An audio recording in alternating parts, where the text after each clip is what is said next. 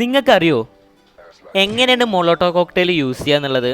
ആദ്യം ഒരു മതിലിൻ്റെ പിന്നിൽ ഒളിച്ചിരിക്കുന്ന ആളെ എങ്ങനെ നമുക്ക് എടുക്കുക എന്നുള്ളതാണ്. ഇതുപോലെ ഇപ്പോൾ എനിമി നമ്മളിങ്ങനെ ഫയർ ചെയ്യാമെന്ന് വിചാരിച്ചു.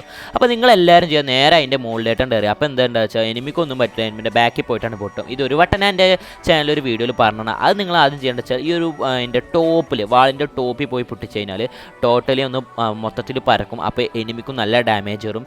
എനിമിൻ്റെ പോയിൻ്റെ ഫ്യൂവിൽ നോക്കുമ്പോൾ ഇതുപോലെയൊക്കെ ഇനി നമുക്ക് ഒരു മരത്തിൻ്റെ പിന്നിൽ എങ്ങനെ എനിമിയെ ഒളിച്ചിരിക്കുക വിചാരിച്ചു. എങ്ങനെ നമുക്ക് ഓനെ മുളോട്ട് എടുത്ത് പൊട്ടിക്കാൻ നോക്കാം. എല്ലാവരും ചെയ്യുന്ന പ്രശ്നം എന്താ വെച്ചാൽ നേരെ കണ്ട് എറിയും. ആ ചെയ്യേണ്ട വെച്ചാൽ ഒന്ന് സൈഡിക്ക് എനിമീൻ്റെ ആ നിൽക്കുന്ന മരത്തിൻ്റെ സൈഡിൽ കണ്ട് എറിയുക. അപ്പോൾ നേരെ ആ മരത്തിൻ്റെ ചുറ്റും തീ പിടിക്കും. അപ്പോൾ എനിമി നമുക്ക് സുഖമായിട്ടില്ല. ഇനി സ്റ്റെയർ കേസിൽ നമ്മൾ അപ്പാർട്ട്മെൻറ്റിൽ ഒളിച്ചിരിക്കുന്ന എനിമിയാണെന്നുണ്ടെങ്കിൽ നേരെ പുറത്തേക്കണ്ട് ഇറങ്ങി വരിക. ഇതുപോലെ ഈ ഒരു വിൻഡോയിൽ ഇങ്ങനെ പിടിച്ചിട്ട് മൊളോട്ടോ ഒറ്റ കയറും. അപ്പോൾ എനിമി നമ്മൾ വെയിറ്റ് ചെയ്ത് നിൽക്കുന്ന സമയത്ത് എനിമിൻ്റെ തലമണ്ട വന്നിട്ട് ഒരു മൊളോട്ടോ കോക്ടെയിലുകൊണ്ട് പൊട്ടും. അപ്പോൾ നമുക്ക് എനിമിനോട് പറയാം, എന്നോട് ഈ കളി നടക്കൂല മോനെ. അപ്പോൾ ഈ ഒരു വീഡിയോ ഇനി ഇങ്ങനത്തെ വീഡിയോ കണ്ട് ഈ ഒരു ചാനൽ സബ്സ്ക്രൈബ് ചെയ്യുക.